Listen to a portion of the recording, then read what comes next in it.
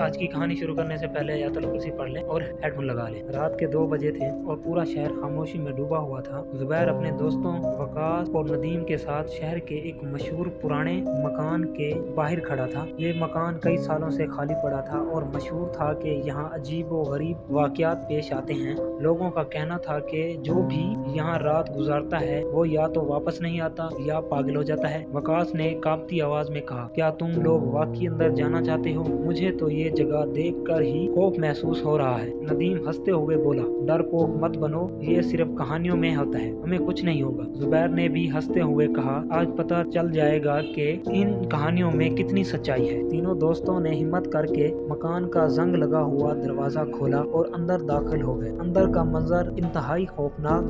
पुराने फर्नीचर पर मिट्टी जमी हुई थी, दीवारों पर अजीबो गरीब निशान थे और हवा में एक अजीब सी बू फैली हुई थी। जुबैर ने टार्च की रोशनी आगे करते हुए कहा, चलो आगे बढ़ते हैं, देखते हैं कि यहाँ क्या राज छुपा हुआ है।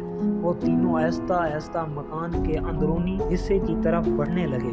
अचानक वकास को लगा कि किसी ने उसके कंधे पर हाथ रखा है। वो फौरन पीछे मुड़ा, लेकिन वहाँ कोई नहीं था। वकास ने घबरा कर कहा, मुझे लगता है कि हमें यहाँ से वापस जाना चाहिए। जुबैर ने उसे दिलासा देते हुए कहा, यह सिर्फ तुम्हारा वहम है, आगे बढ़ो, कुछ नहीं होगा।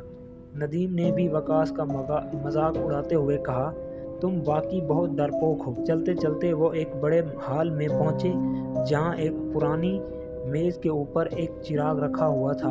नदीम ने मजाक करते हुए चिराग को उठाया और कहा, शायद ये कोई जादुई चिराग होगा। लेकिन जैसे ही उसने चिराग को उठाया, एक जोरदार चीख की आवाज़ सुनाई दी और चिराग खुद ब खुद उसके हाथ से छूटकर गिर गया। तीनों खौफजदा होकर एक दूसरे के करीब हो गए।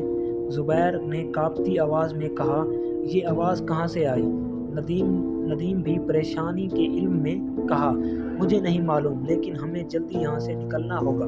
वो तेज़ी से वापस मुड़ने लगे, लेकिन अचानक दरवाज़ा खुद ब खुद बंद हो गया।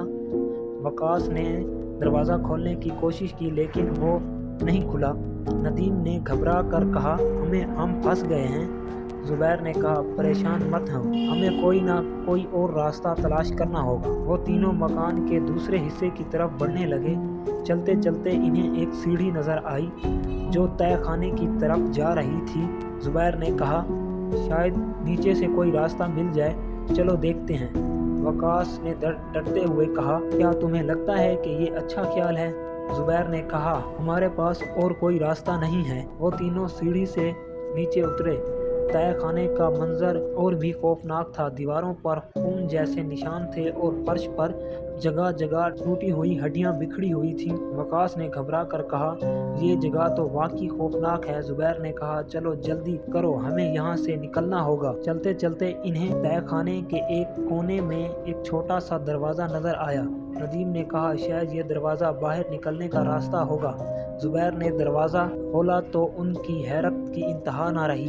दरवाजे के पीछे एक खुफिया कमरा था जिसमें कदीम किताबें और अजीबो गरीब अशिया रखी हुई थी। नदीम ने एक किताब उठाकर देखा तो उस पर एक पुरस्रार ज़बान में कुछ लिखा हुआ था। जुबैर ने कहा, ये किताब शायद किसी जादूगर की है।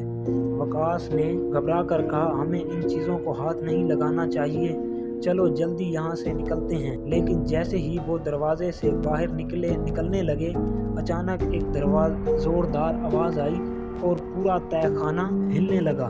जुबैर ने चीख कर कहा, भागो। तीनों दोस्त तेजी से सीढ़ियां चढ़कर ऊपर आए और दरवाज़ा खोलने की कोशिश की। इस बार दरवाज़ा खुल गया और तीनों तेजी से बाहर निकल गए। बाहर निकलकर इन्होंने सुकून का सांस लिया। वकास ने कहा, मैंने कहा था कि हमें अंदर नहीं जाना चाहिए था।